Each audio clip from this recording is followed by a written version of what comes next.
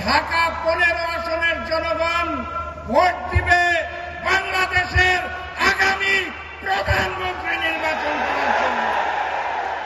আপনারা এমপি নির্বাচন করবেন না, আপনারা প্রধানমন্ত্রী নির্বাচন করবেন ইনশাআল্লাহ।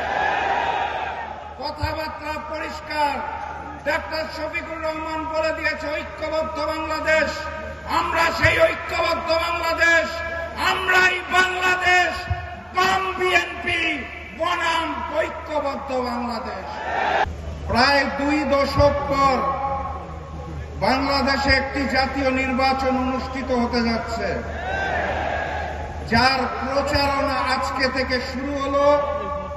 জুলাই গণঅভ্যুত্থানের হাজারো শহীদের রক্তের বিনিময়ে আমরা আজকের দিনটা পেয়েছি, বলেন আলহামদুলিল্লাহ। আজকে এখানে আমাদের অত্যন্ত আনন্দ ঘন পরিবেশে, উৎসব মুখর পরিবেশে প্রচারণা করার কথা ছিল, সেটা হচ্ছে।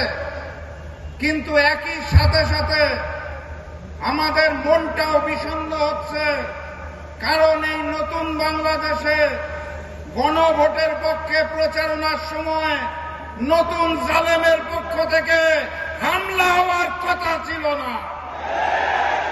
মসজিদে প্রবেশ করে তারা আমাদের উপর হামলা করেছে, আমাদের বোনদের উপর হামলা করেছে।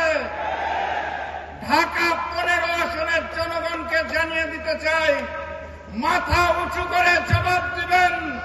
নতুন বাংলাদেশে নতুন জালেম চলবে না।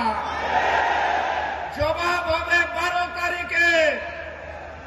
আমরা শান্তি চাই, কিন্তু কেউ যদি অশান্তি সৃষ্টি করতে চায় তাহলে আমরা শহীদ হতে জানি, আমরা রুখে দাঁড়াতে জানি।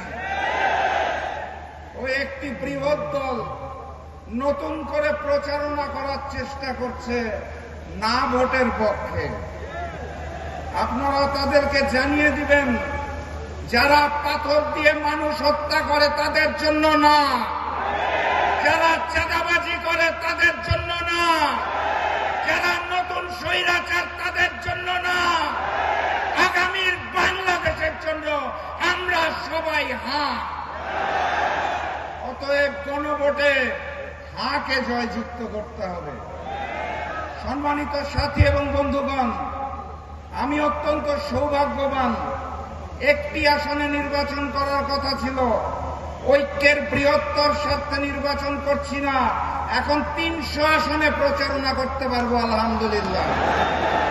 এবং প্রচারণা শুরু করলাম আমিরে জামাত ডাক্তার শফিকুর রহমানের সমাবেশ দিয়ে আলহামদুলিল্লাহ। ঢাকা 15 আসনের জনগণ আমার চেয়েও সৌভাগ্যবান। কারণ কি, বাংলাদেশের 300 আসনের 299টা আসনে জনগণ ভোট দিবে আগামীর এমপি বানানোর জন্য। ঢাকা 15 আসনের জনগণ ভোট দিবে বাংলাদেশের আগামী প্রধানমন্ত্রী নির্বাচন করার জন্য। আপনারা এমপি নির্বাচন করবেন না, আপনারা প্রধানমন্ত্রী নির্বাচন করবেন ইনশাআল্লাহ। কথাবার্তা পরিষ্কার। ডাক্তার শফিকুর রহমান বলে দিয়েছে ঐক্যবদ্ধ বাংলাদেশ। আমরা সেই ঐক্যবদ্ধ বাংলাদেশ, আমরাই বাংলাদেশ, বাম বিএনপি বনাম ঐক্যবদ্ধ বাংলাদেশ। আমরা আগামীর বাংলাদেশে ওই নতুন স্বৈরাচার আর ফ্যাসিজম চাই না। আমরা আগামীর বাংলাদেশে ভারতীয় আধিপত্যবাদ চাই না। অতএব বাম বিএনপিকে না বলুন, গণভোটে হা বলুন, 10 দলের প্রতীকে হা বলুন। আবারও দেখা হবে, আবারও কথা হবে ইনশাআল্লাহ। সারা দেশ সফর করব এবং সবাই মিলে ইনশাআল্লাহ আগামীর বাংলাদেশ গড়ে তুলব। বিজয়ের পথে যাত্রা শুরু, জীবন অথবা মৃত্যু। আসসালামু আলাইকুম।